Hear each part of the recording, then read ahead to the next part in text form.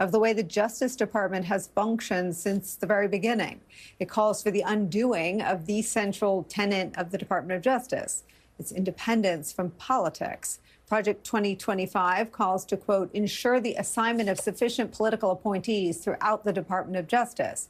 That means purge experienced career law enforcement officials, replace them with appointees who will do whatever Donald Trump asks.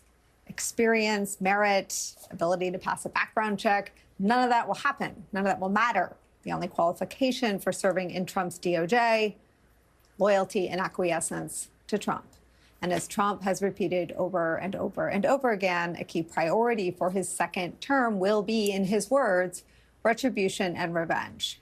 That means more people will have harrowing experiences like our next guest, Michael Cohen, had. Michael Cohen was sent back to prison, notably 4 years ago today, in a move a judge deemed retaliatory for refusing to back off publishing a book about Donald Trump. It's where we start the hour with the aforementioned Michael Cohen, host of the Mea Culpa and Political Beatdown podcast, author of the books Disloyal and Revenge, How Donald Trump Weaponized the U.S. Department of Justice Against His Critics. Michael Cohen, it's great to see you. Good to see you, Nicolle. I feel like we are sort of sleepwalking into this false notion that what Trump promises in a second term is new. It's not. It's what he successfully did in a first term, which is to prosecute and jail people who threaten him, people he deems his rivals or opponents, people like you. Tell us what happened 4 years ago today. People like you too, Nicolle, and the president of your MSNBC station. Donald has been very clear about his enemies list. And there are many people on it, including folks like Mark Zuckerberg. What they did is they lured me down to 500 Pearl Street, and they provided me, and I showed this on your program a couple of weeks back. They presented myself and a friend of mine who's a lawyer, Jeffrey K. Levine, who I asked to join me because something just seemed terribly amiss.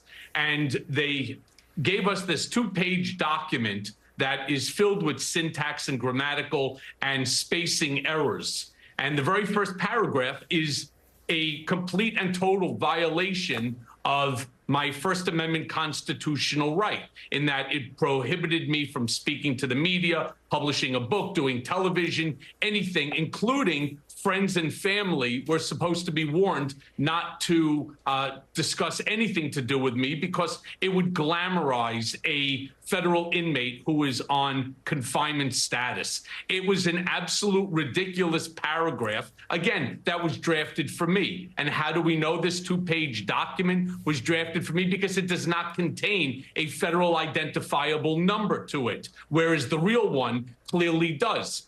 Well, when I refused to sign it and asked that they tamp down the language because my book, Disloyal at the time, was already with the printer, what they did is instead they had a guy named Patrick McFarland, who's an RRM over at a residential reentry manager over at MDC Correctional Facility, sign a remand order, and they had me taken into custody by 3 marshals who handcuffed and shackled me. And I say this not in order to glamorize what happened to me, but really to send a message to the American people. Something I've been yelling from the rooftops, from every single platform that I can, that my biggest fear is that what they did to me, they will do to you.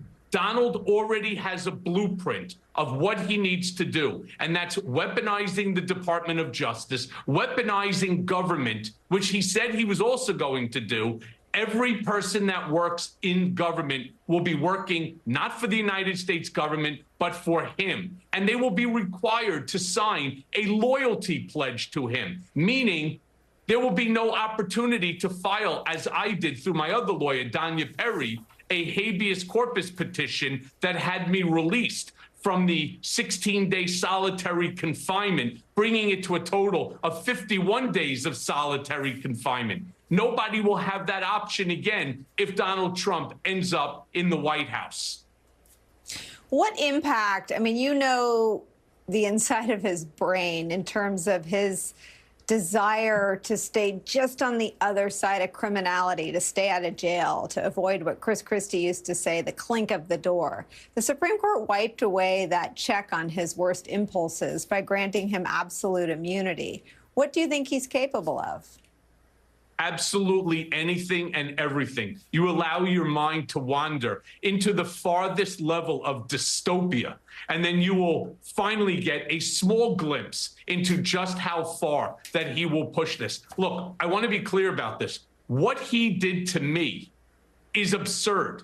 It made me the very first political prisoner held by my own country, by the United States of America, for refusing to waive my First Amendment constitutional right. The Supreme Court decision just gave him immunity from prosecution on this by claiming, and you'll have to do it on an ad hoc basis, by claiming that this was a presidential act, that it was done in furtherance of the office of presidency. There is no limit to what he and his sycophants that will be there in 1600 Pennsylvania Avenue will be successful in at least attempting to do.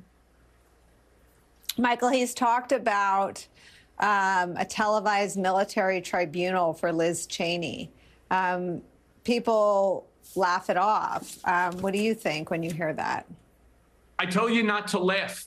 There is not, first of all, there's nothing funny about it. There's nothing funny about a man who is seeking the highest office in our land, who would, in essence, again, be the most powerful person on the planet.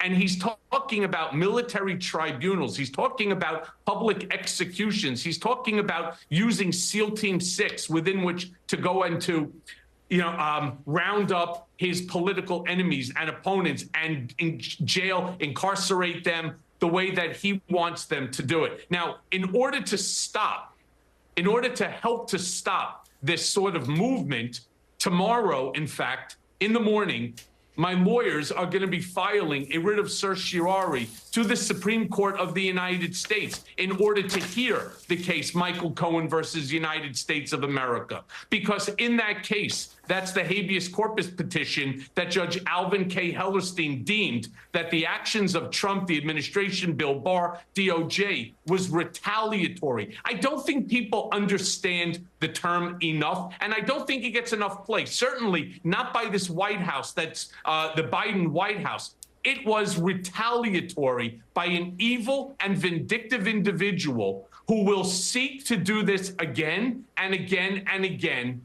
And again, because of the Supreme Court decision, he will have unlimited authority and power. Whether it's true or not, he will feel that he does, and he will take advantage of every single avenue that he possibly can. And my statement that I say to everyone, including Joe Biden and his family, including Hunter Biden, including you, including Mark Zuckerberg, including Elon Musk, including members of the Supreme Court themselves, be warned, be very warned.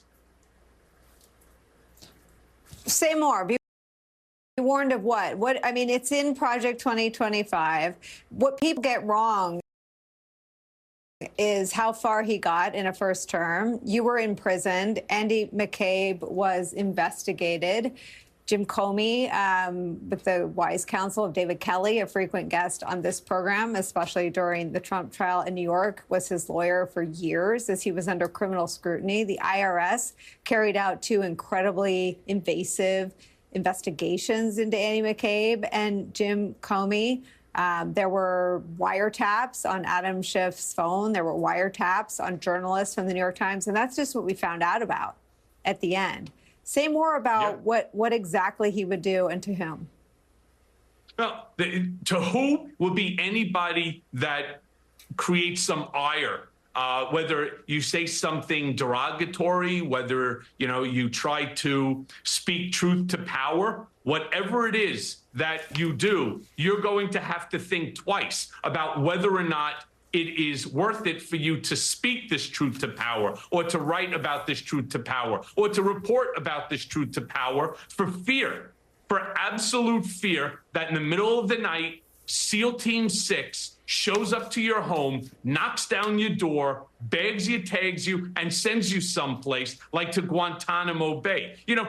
a lot of people make fun of Donald Trump and they say, oh, this is all hyperbolic. It's nonsense. He's not sending SEAL Team 6. He's going to send Meal Team 6 to come in to deliver a Mar-a-Lago burger. No, no, there's nothing funny here. There's no joking around. We are on the brink of losing our democracy, our democratic republic, because the man has absolutely figured out what it's going to take in order to dismantle our democratic system, our democracy, to dismantle the Constitution. So when he tells you, not me saying it, not you, Nicolle, when Donald Trump tells you that he intends to destroy our tripartite system of government, he's going to do away with the legislative branch and the judiciary and confer all power onto himself through the executive branch. I don't know why there is a single person in America, regardless of Republican, Democrat, or Independent, that is willing to turn around and to lose this 249-year experiment that is the beacon of the world. It is everything that everybody wants to be. We are the beacon that shines brightest on top of the mountain. These folks are willing to give this up to a man who is a con man, as the Al Jazeera article put it. This is a guy who makes the guy who was selling the Brooklyn Bridge and the other bridges, 100 years ago, makes him look like a novice, like a baby. He is no baby. He knows exactly what he's doing. And my warning to everyone again, all right, be scared, be nervous, and make sure, if you really do care about democracy, that you are fully registered to vote come November and you vote Democrat straight down the ballot. Michael Cohen, I feel like there's one more thing that I want to have you sort of explain and articulate, and that is, as someone who was once under the Trump umbrella, what is the lure? Why do you think Trump is ahead in just about every battleground state?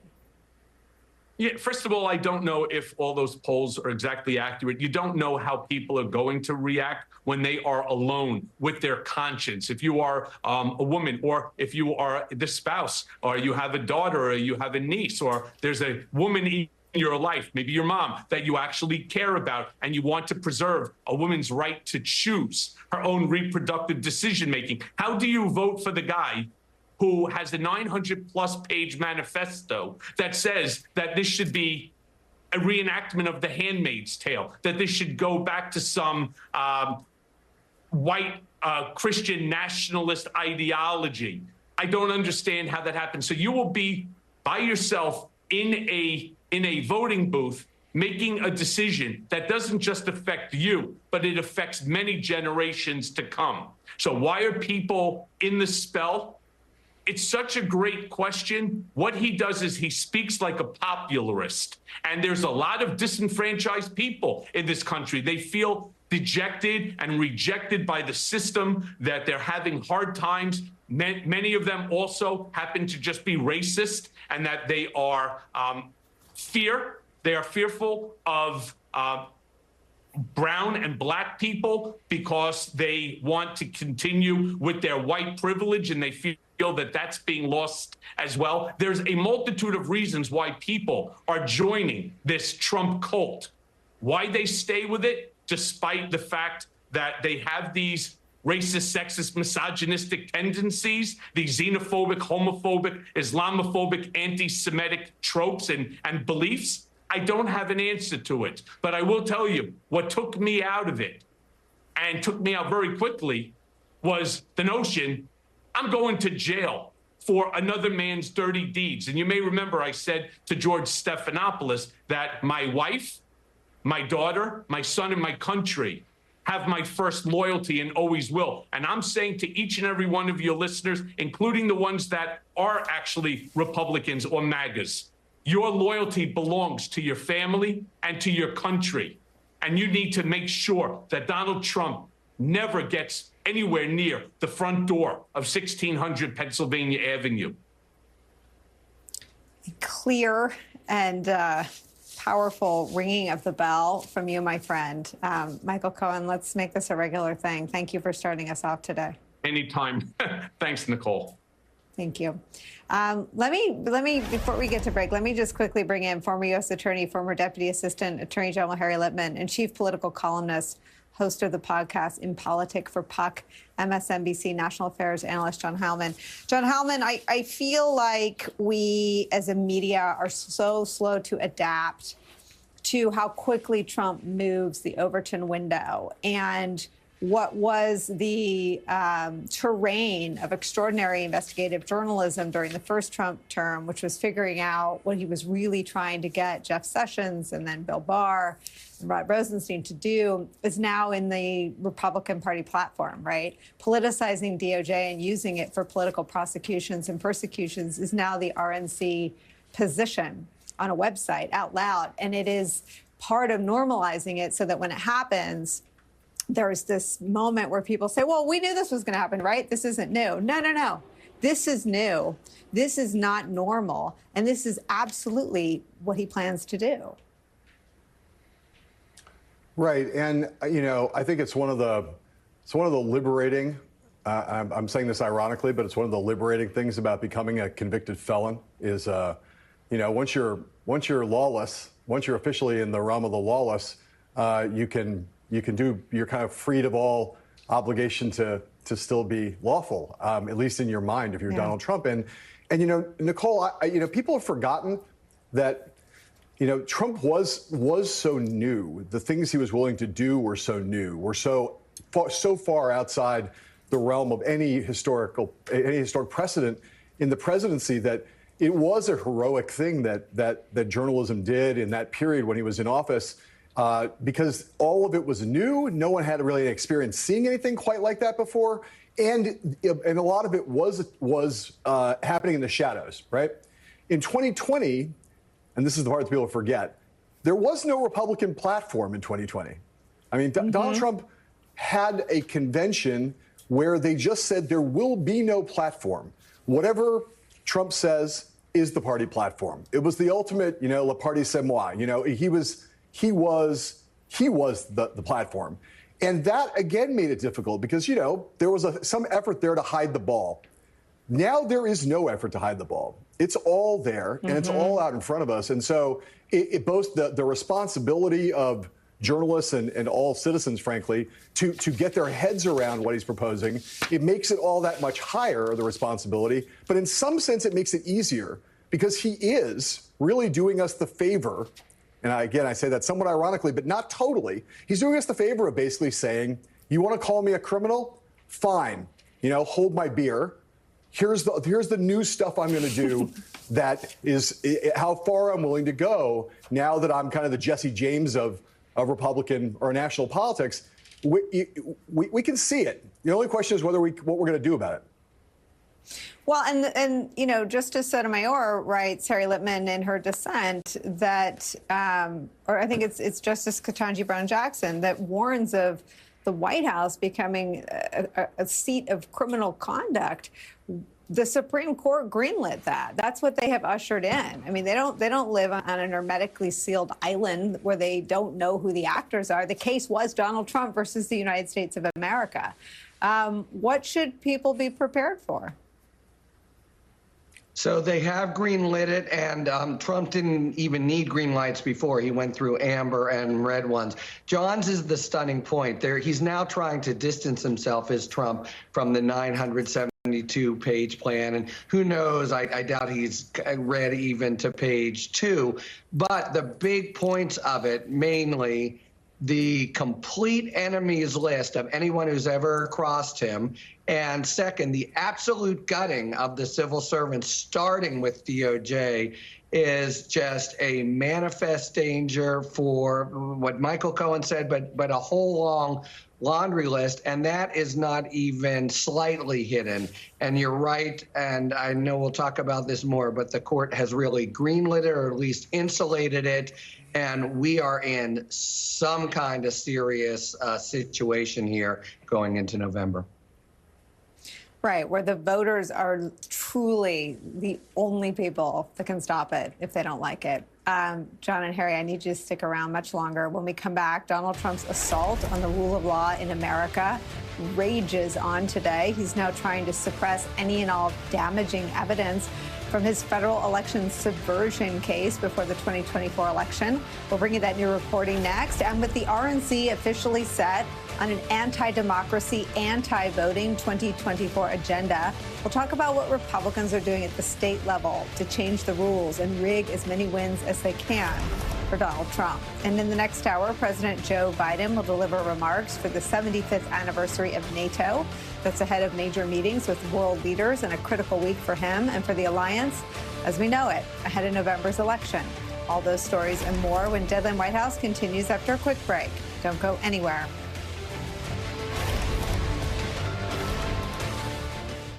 Oh, man, I love a good hotel breakfast. Same. Yeah, so close to the stadium. I managed to get the last room for $190. I booked the last room a week ago. I booked yesterday. One night, $140. What? How? Some sites panic you into booking their last room, but they don't have all the availability. Instead, use Trivago. Trivago compares hotel prices from hundreds of sites, so you can save up to $50 a night. Well, at least I got the last ticket to the game. So did I. Hotel Trivago. Take control of your health by boosting your force field, the immune system. Aura tells you when your temperature is higher than normal. Live smarter, stronger, healthier with the Aura Ring.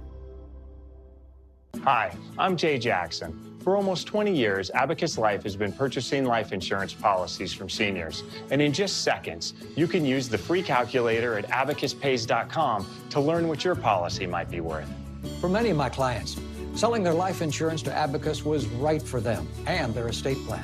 Don't sell or lapse your policy without going to abacuspays.com first. There are no fees and no obligations. Get the real value from your life insurance when you need it with Abacus. No one should have to choose between good vision and great value. That's why America's Best is slashing their prices. During the Wise Buy sales event, get 2 progressives and a comprehensive eye exam for just $129.95. Book an exam online today. Hey folks, Chris Coonan here with Leaf Filter, America's largest gutter and gutter protection company. Leaf Filter has over 150 locations and has been installed on over 1 million homes. We've been protecting homes now for over 20 years. Our patented technology offers total protection for your home and comes with a lifetime transferable warranty. The process is simple. Give us a call to schedule your free gutter inspection. If you decide to move forward with the project, you put nothing down at all. 833 Leaf Filter or visit leaffilter.com today. I'm John Morgan of Morgan & Morgan. With so many mesothelioma lawyers on television, how do you choose the right firm for you and your family? Our goal is to get you as much as you deserve. $30 billion was set aside for mesothelioma victims like you. If you've been diagnosed with mesothelioma, we'll come to you within 24 hours so our team can get to work right away. Call us now. There's only one Morgan & Morgan. Call 800-502-4700. Home Aglow showed up right on time and did my dishes, my laundry, they even cleaned my windows. I love that you just pick a date, pick a cleaner, and enjoy a spotless house for $19.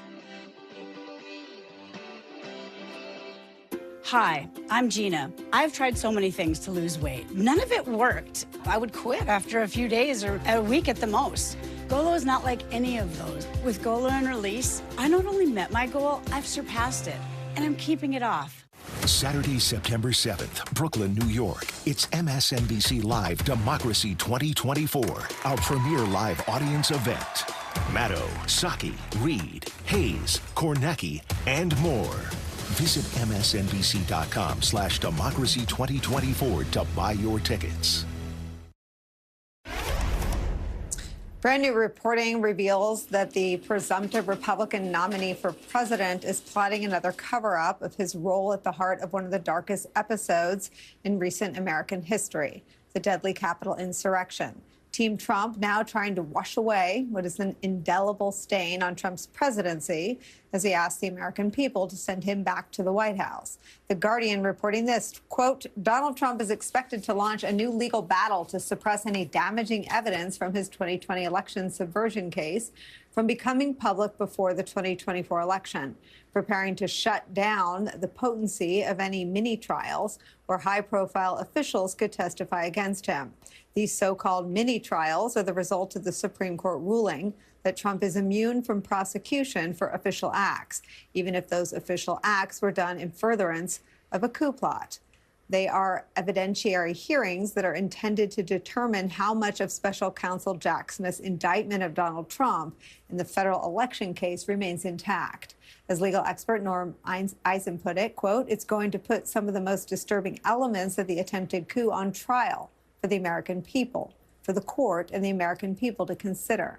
In theory, that could potentially include witnesses, Trump's own Vice President Mike Pence, or his former Chief of Staff Mark Meadows, for example. No surprise, then, that Donald Trump would be desperate to prevent these hearings from ever happening. Also from The Guardian, quote, "In the coming months, Trump's lawyers are expected to argue that the judge can decide whether the conduct is immune based on legal arguments alone, negating the need for witnesses or multiple evidentiary hearings.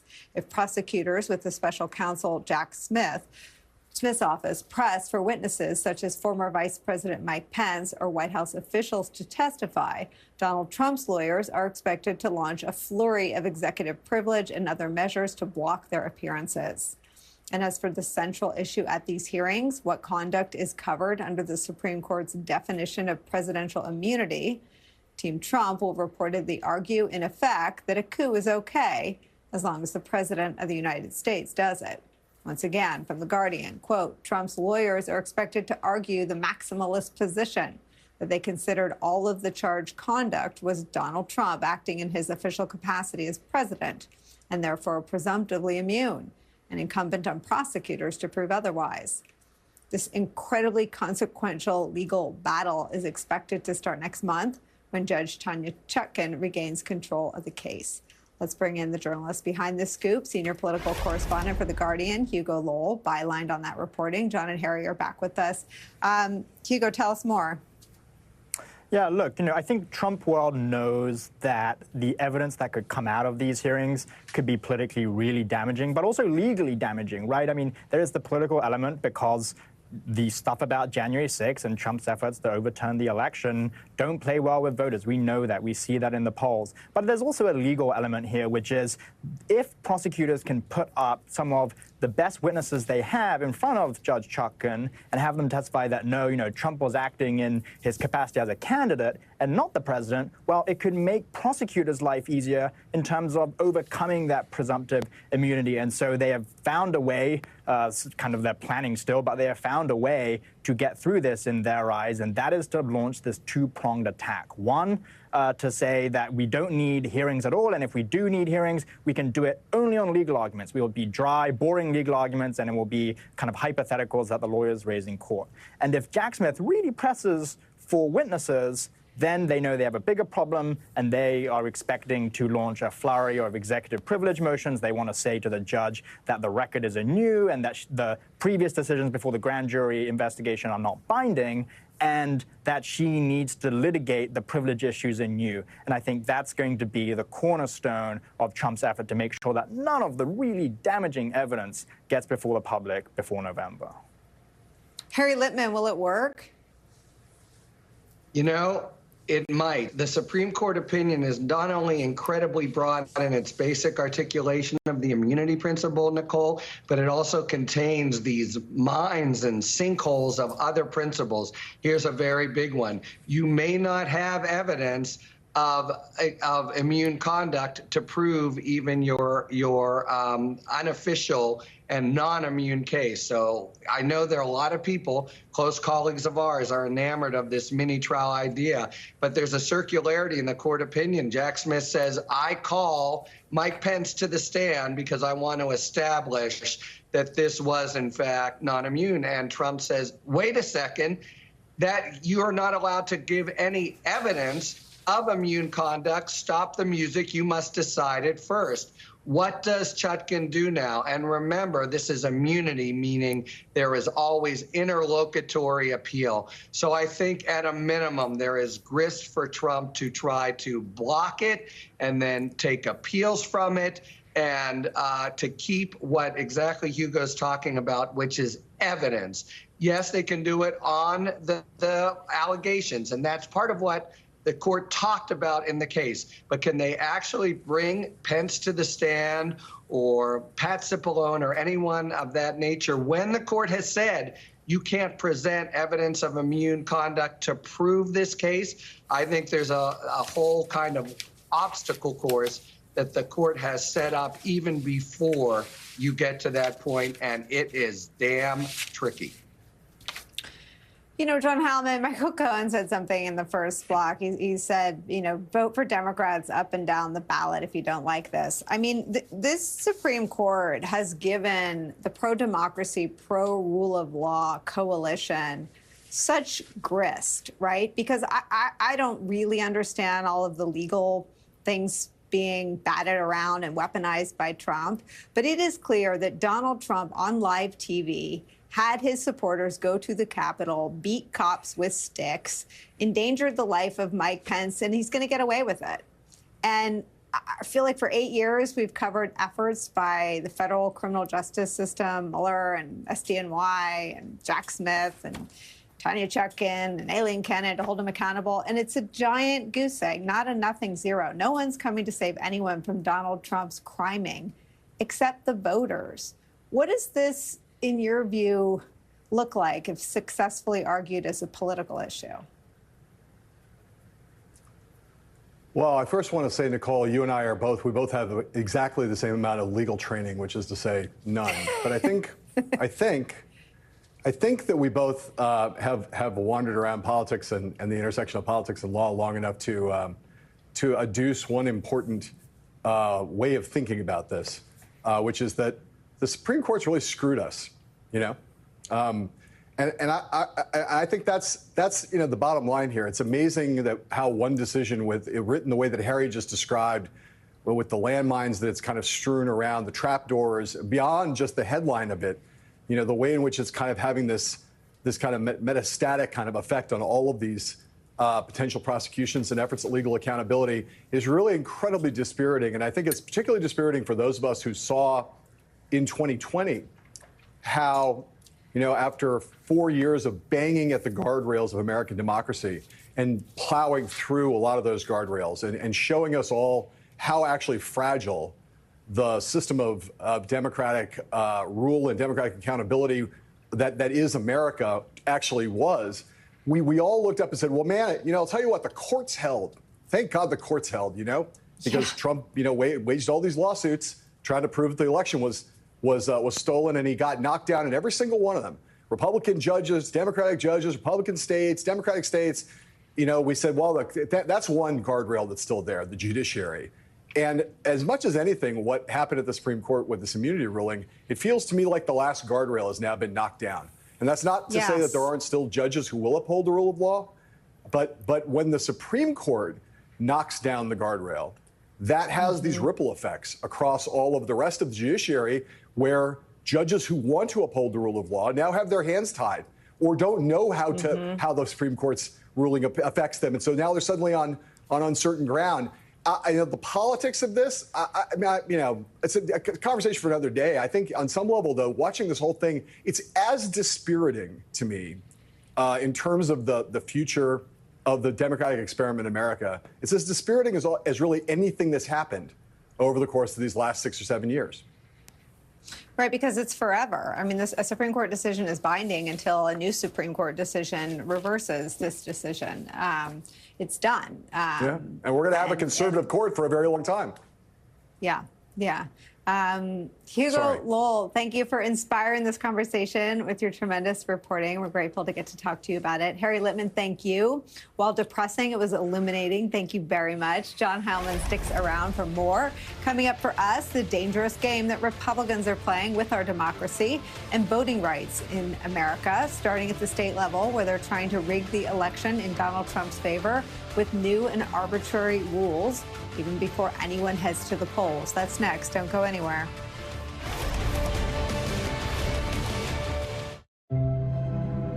Without Easter seals, my Luke would be a very different Luke. Look up.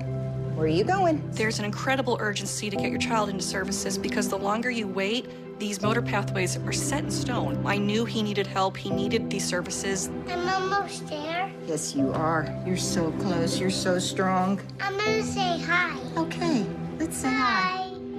None of my friends or people in our network have a child with these needs. And then you go to Easter Seals, and it's such a good feeling to feel like you're in good hands. They really understand what you're going through. At one point, I wasn't able to walk or ride my bike. The little things that other people take for granted that I need help with. Sometimes those are hard because you don't want help, but you need it.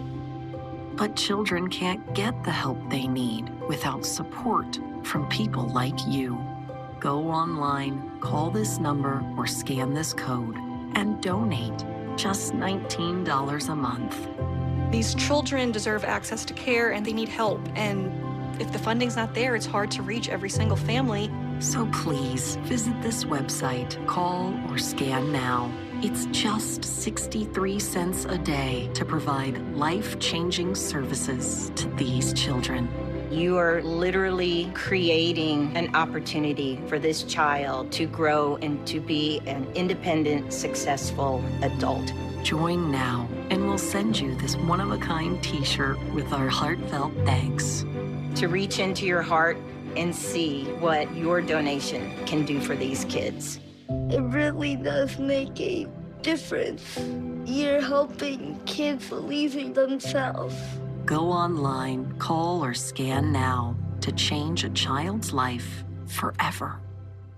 Important healthcare announcement. If people tell you your TV is too loud, or if listening in some environments has become too difficult, we are requesting your participation in a special program called the 30-Day Risk-Free Challenge. Hearing Life Hearing Centers are seeking people with hearing difficulties to evaluate a new 100% digital mini hearing aid now being released. All people with hearing aids or hearing difficulties are wanted to take part in this 30-day risk-free challenge evaluating this new high-tech device that sits discreetly behind your ear. This hearing aid is Bluetooth enabled and rechargeable. All hearing assessments are performed at no charge for those taking part in the challenge. Participants will try these hearing aids for 30 days. Now, to take part in this event, you must call. So please get a pencil and write down the number below. Call us and take the Hearing Life 30-Day Risk-Free Challenge. The Keepsake Frames app makes it ridiculously easy to frame your favorite photos. Just choose a photo that you love, select the perfect frame, and you'll have your framed print delivered and ready to hang. Download the free Keepsake Frames app and start framing today. Helping families with mesothelioma is all we do. Thousands with mesothelioma have trusted us to represent them against those responsible. Mesothelioma really is all we do. Call 800-555-9149 or go to mesolaw.com. Number one, I would look out for the positive pro-democracy stories, which are often in the states, people in Idaho, or sorry, not Idaho, people in Ohio, or wherever it might be, gathering signatures for a referendum, people winning referenda, people trying to reverse gerrymandering. That's Ohio. The small fights where people are actually out there already trying to make things better, they don't get enough national coverage, and that kind of contributes to the general doom moment that we're in, where we all think, well, it's coming, maybe it's inevitable. That's not true. Like, there are lots of people who are unscripted and who are not attended to, who are actually fighting this fight. A vital reminder from our friend Tim Snyder on this program yesterday that the fight for democracy is happening right now everywhere. If you look closely out in the states, from the ballot initiative in Ohio that he mentioned to try to put an end to gerrymandering, to the Department of Justice stepping in the state of Georgia to make it easier to vote absentee, each fight in response to Republicans' near constant and disingenuous attacks on voting rights predicated on the big lie. The RNC platform released yesterday doubles down on the Republican Party's anti-democracy, anti-voting agenda, vowing to implement ways to make voting harder, including voter ID laws and paper ballots. According to Democracy Docket's legislation tracker, quote, there's currently 60 anti-voting cases making their way through various courts in 21 states and the District of Columbia. The GOP itself has filed at least 40 active anti-voting lawsuits this election cycle, while the RNC has filed 9. Joining our conversation, voting rights attorney, founder of the site Democracy Docket, Mark Elias, is here. John Heilman is still with us. Mark, I thought of you the minute Tim Snyder said there's all sorts of stuff happening in the States, and I thought, thank God you draw our attention to it. My worry, though, is that what's happening in the States is not a fair fight, right? Republicans, fueled by the lie that there was fraud in 2020 when there was none, have actually made a depressing amount of progress in making it harder to vote ahead of 2024. But do what Tim Snyder said. Give me something good. Sure. So I'll start with something really good. My law firm won a case earlier this week in the state of Wisconsin, in the state Supreme Court, to restore drop boxes, right? So there had been ballot drop boxes in 2020. A conservative majority of that state Supreme Court then struck down or ruled that drop boxes were not legal in 2022. As you may recall, Democrats lost a close Senate race in that state in 2022.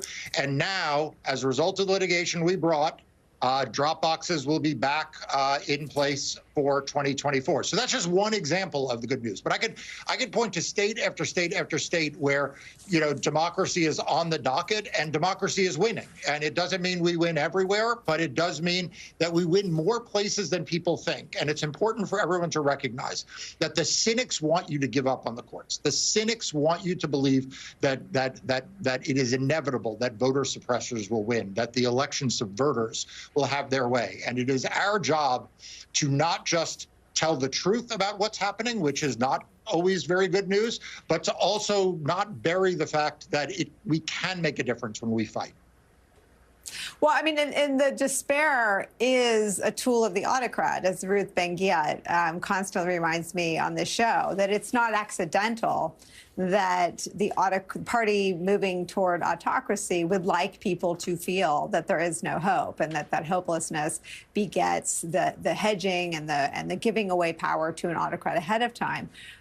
Mark Elias, just weigh in on the conversation we've been having. We started with Michael Cohen, who describes his experience as sort of the first federal political prisoner of the Trump era, sort of patient zero.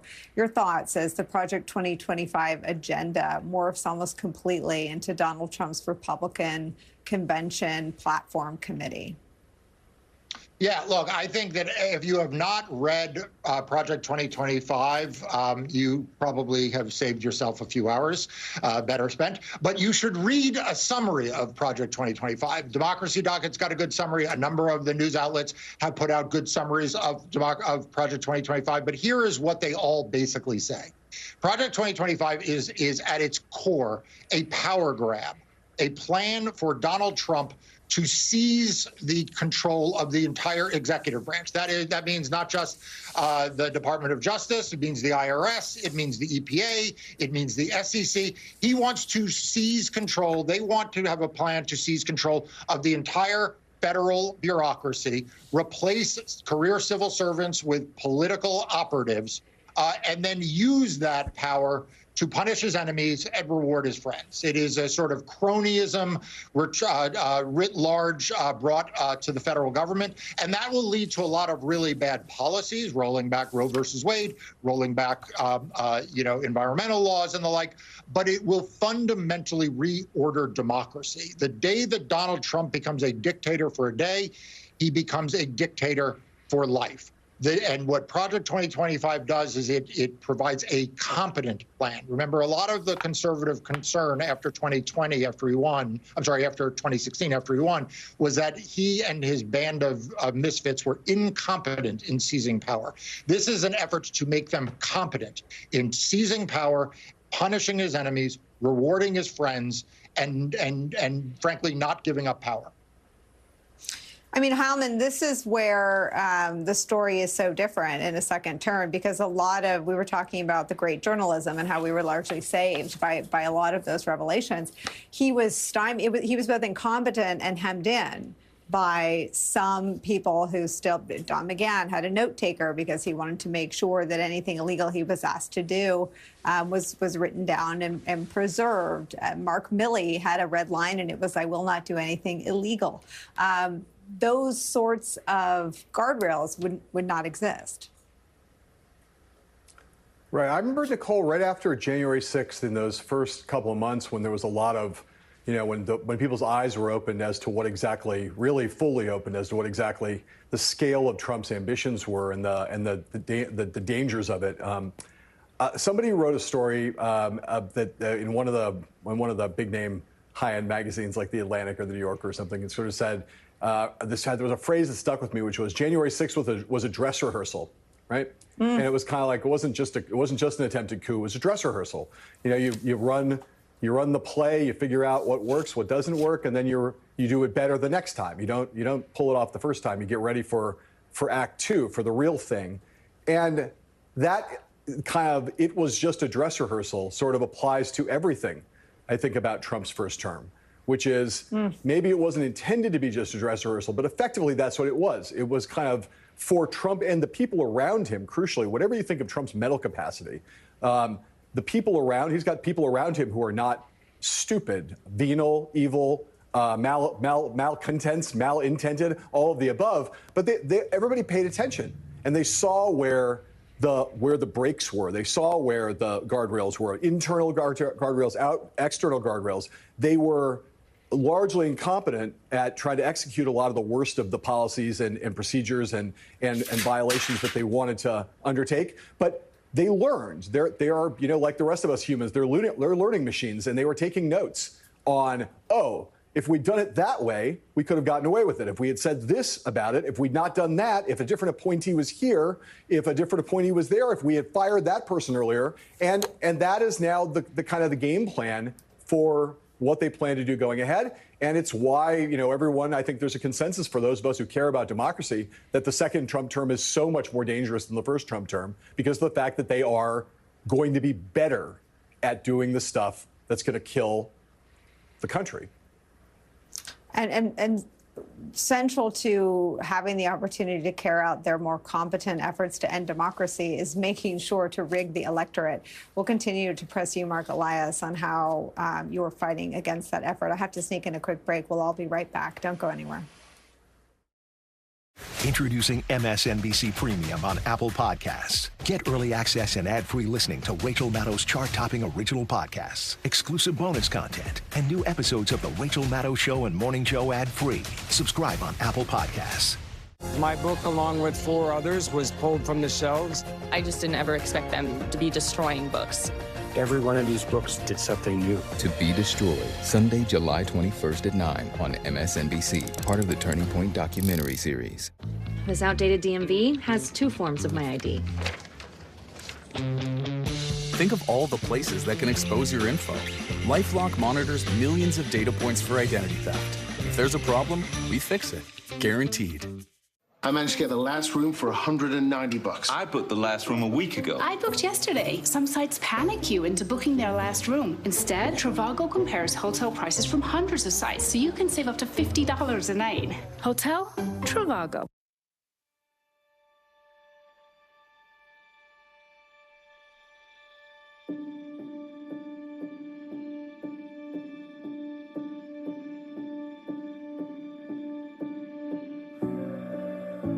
One in 5 children worldwide are faced with the reality of living without food.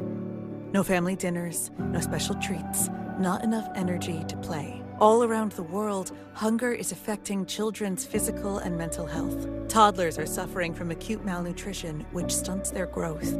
Kids are forced to drop out of school so they can help support their families. Conflict, inflation, and climate have ignited the worst famine in our lifetime.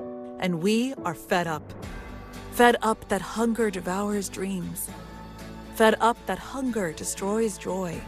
Fed up with the fact that hunger eats childhood. Help us feed the futures of children all over the world by visiting getfedupnow.org. For as little as $10 a month, you can join Save the Children as we support children and families in desperate need of our help.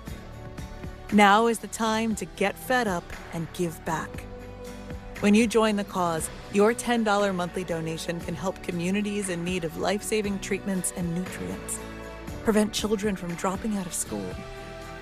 Support our work with communities and governments to help children go from short-term surviving to long-term thriving. And now, thanks to special government grants, every dollar you give can multiply up to 10 times the impact. That means more food, water, medicine, and help for kids around the world. You'll also receive a free tote bag to share your support for children in need. Having your childhood eaten away by hunger is unimaginable. Get fed up. Call us now or visit getfedupnow.org today. When your leader is asked for cleanup and restoration, how do you make like it never even happened happen? Fire it up, Randy!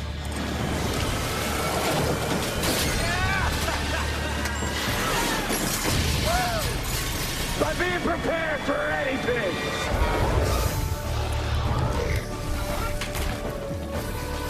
Whatever comes your way, there's a pro for that. Serve Pro, like it never even happened.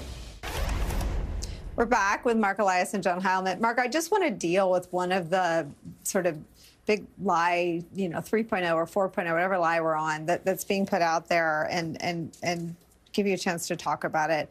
The GOP platform promises to secure elections this way. Quote, "We will implement measures to secure our elections, including voter ID, highly sophisticated paper ballots, proof of citizenship, and same-day voting." Democracy Docket writes this, debunking the myths surrounding non-citizen voting. First, it's already illegal for non-citizens to vote in federal elections. There's no concrete evidence that large numbers of non-citizens are voting. Second, these requirements do not just keep non-citizens from voting, they also stop eligible voters who don't have easy access to citizenship documents like passports and birth certificates.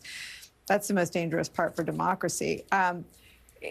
Jimmy Carter and Jim Baker looked at voter fraud after 2000. They didn't find any. Chris Krebs had to look at whether or not our elections were secure 20 years later in 2020 and described 2020 the, quote, most secure election in America's history. What is all of this really designed to do, in your view? This is aimed at making it harder to vote and easier to cheat. And that is the Republican plan for 2024. They want to make it harder to vote because when you make it generically harder for everyone to vote, you make it particularly harder for people who have less experience voting, namely young voters. And also, the Republican Party has a shameful history that continues to this day of enacting voter suppression laws that target minority voters. In 2013, the state of North Carolina, controlled by Republicans, enacted a law that a federal Court of Appeals later found targeted African-American voters with near surgical precision. That was their words, not mine. If the Republican Party was doing that in 2013, you can only imagine what they were doing when North Carolina was passing laws in 2023 and 2024. So, these are all aimed at making voting generically harder. And they are also, though, setting up a structure to be able to cheat after the election, which is the second part of it. And here, I think John got it exactly right. My team and I litigated 65 cases for President Biden after the 2020 election against Donald Trump. We beat Donald Trump in all but one of those. We went 64-1. And, a lot of hay has been made making fun of the Republican lawyers like Rudy Giuliani, Jenna Ellis, Sidney Powell. My message to Democrats and my friends is that those are not the lawyers they're sending into court today. The lawyers they are sending into court today they may not be the best lawyers in the world, but they are much better lawyers. And they have learned from the humiliating errors that their predecessors made. And they are in state legislatures and in state capitals and in courtrooms around this country, advancing dangerous theories, both to make it harder to vote now, but to later claim, if Donald Trump loses, that there were illegal votes because of, this category, or the ballot stock was not secure, the paper, the sophisticated paper, whatever the hell that means, that there was early voting, there were drop boxes. They are setting up the arguments today to explain why after the election they want to say that these elections were not fair. John Heilman, you interviewed Jen O'Malley-Dillon, President Biden's campaign manager. What preparations are they engaged in for this period that Mark Elias is talking about, if any? Well, I'll tell you that,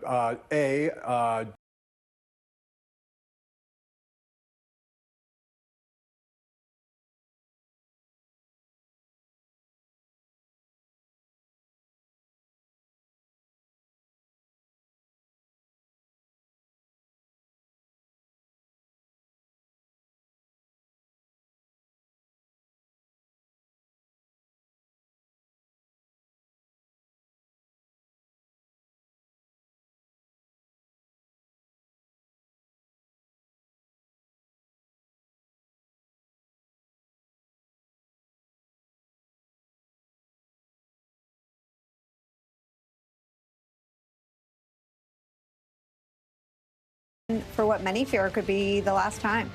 We're awaiting remarks from President Joe Biden for the 75th anniversary of this great alliance, with a lot on the line for his campaign and for democracies all around the world. The next hour of Deadline White House starts after a very short break. Don't go anywhere. It's Pod's biggest sale of the summer. Save up to 25% on moving and storage for a limited time. And see why Pods has been trusted with over 6 million moves. But don't wait. Use promo code BIG25 to save. Visit pods.com today. Oh, man, I love a good hotel breakfast. Same. Yeah, so close to the stadium. I managed to get the last room for $190. I booked the last room a week ago. I booked yesterday. One night, $140. What? How? Some sites panic you into booking their last room, but they don't have all the availability. Instead, use Trivago. Trivago compares hotel prices from hundreds of sites, so you can save up to $50 a night. Well, at least I got the last ticket to the game. So did I. Hotel Trivago. Home Aglow showed up right on time and did my dishes, my laundry, they even cleaned my windows. I love that you just pick a date, pick a cleaner, and enjoy a spotless house for $19. Hi, I'm Kevin, and I've lost 152 pounds on Golo. I decided to give Golo a try. Taking the release supplement, I noticed a change within the first week. And each month, the weight just kept coming off. With Golo, you can keep the weight off. Any response to the trade rumors we keep hearing about? Oh, we talking about moving? Not the trade. Not the trade. We talking about moving. No, thank you. You could use Open Door. Sell your house directly to them. It's easy. I guess we're moving. At SimpliSafe, we designed the #1 rated home security system powered by 24/7 professional monitoring for half the cost of traditional home security. So you stay safe for less than $1 a day. There's no safe like SimpliSafe. After careful review of medical guidance and research on pain relief, my recommendation is simple. Every home should have Salonpas. Powerful, yet non-addictive. Targeted and long-lasting. I recommend Salonpas. It's good medicine. Your loved ones are getting older, and they need your support. Care.com is here to help. It's an easy way to find background-checked senior caregivers in your area and some peace of mind. See why millions of families have trusted Care. Go to Care.com now. Custom Ink helps us motivate our students with custom gear. We love how Custom Ink takes care of everything we need so we can focus on the kids. Custom Ink has hundreds of products to help you feel connected. Upload your logo or start your design today at customink.com. I have a structured settlement and I call J.G. Wentworth 877 cash now. I am an annuity, but I need cash now. Call J.G. Wentworth 877 cash now. It's your money. Use it when you need it. Call J.G. Wentworth 877 cash now. This is a story about getting away with treachery and coming back stronger. These people don't disappear, they just go underground. Heroes willing to face down tyranny and the risk to the country if they fail. Rachel Maddow presents Ultra, Season 2 of the chart-topping original podcast. Listen now.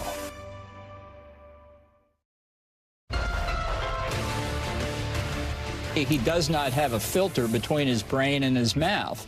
And so when he, for example, threatens to get out of NATO, as he did during his first term and has done since then, I think people better believe it. And I think that would be a catastrophic mistake for American national security and the security of the West as a whole. Hi again, everybody. It's now 5 o'clock in the East. It's not an empty threat. Donald Trump's own former national security advisor says he will do it. He says his ex-boss's threats of pulling out of NATO are very real. The prospect of the disgraced ex-president and his autocratic impulses and now written agenda returning to the American White House looms large over this meeting as leaders of the 32 NATO countries meet today to kick off a 3-day summit in Washington, D.C. President Joe Biden is expected to deliver remarks in this hour. We will bring them to you in their entirety as soon as they begin. President Biden will speak on NATO's 75th anniversary, an achievement for the alliance that has only grown stronger under Joe Biden's presidency. It has added 2 members, Finland and Sweden, in recent years.